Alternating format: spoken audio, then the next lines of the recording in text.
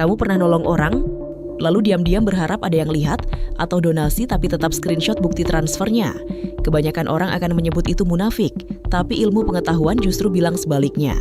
Para ilmuwan menemukan bahwa tidak ada satupun manusia di bumi ini yang pernah benar-benar ikhlas. Dan justru itulah yang membuat peradaban manusia masih berdiri sampai hari ini.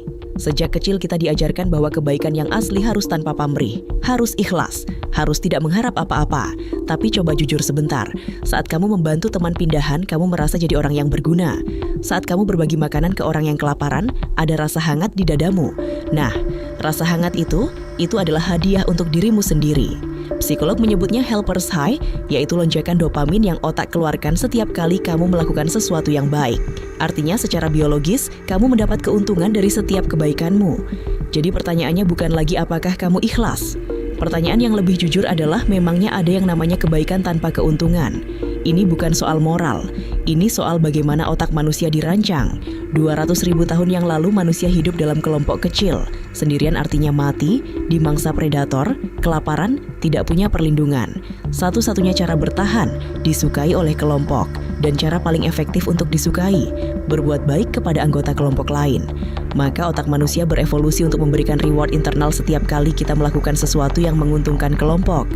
Dopamin, oksitosin, serotonin, semua keluar saat kamu berbuat baik. Ini bukan kelemahan karakter. Ini fitur biologis yang sudah tertanam selama ratusan ribu tahun. Bahkan penelitian dari University of Oregon menemukan bahwa bagian otak yang aktif saat kamu menerima uang, aktif juga saat kamu menyumbangkan uang. Kebaikan dan keuntungan pribadi ternyata menyala di tempat yang sama di dalam otakmu. Nah, ini bagian yang paling menarik. Kalau semua kebaikan pada dasarnya egois, mengapa dunia tidak hancur? Justru sebaliknya.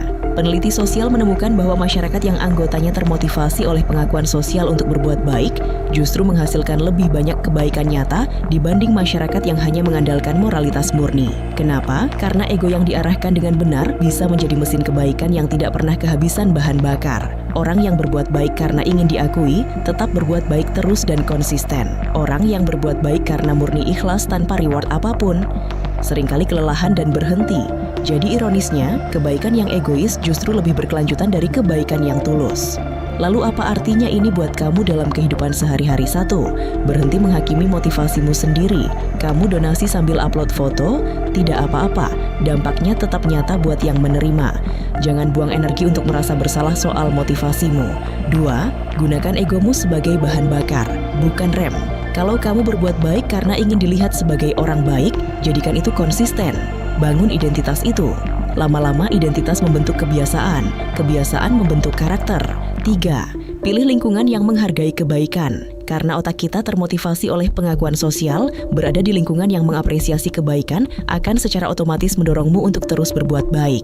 Ini bukan manipulasi, ini memanfaatkan cara kerja otak. 4. Ukur kebaikanmu dari dampak, bukan dari perasaanmu. Bukan soal seberapa ikhlas kamu, tapi seberapa nyata pengaruhmu terhadap orang lain. Fokus ke sana. Jadi, apakah kebaikanmu egois? Ya, mungkin memang iya, tapi ternyata itulah yang membuat kamu terus melakukannya. Dan selama ada orang yang terbantu, ada hidup yang berubah, ada beban yang berkurang, apakah motifmu benar-benar sepenting itu?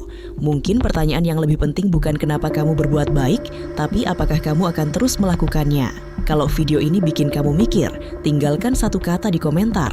Egois kalau kamu setuju, atau ikhlas kalau kamu tidak percaya. Sampai di video berikutnya.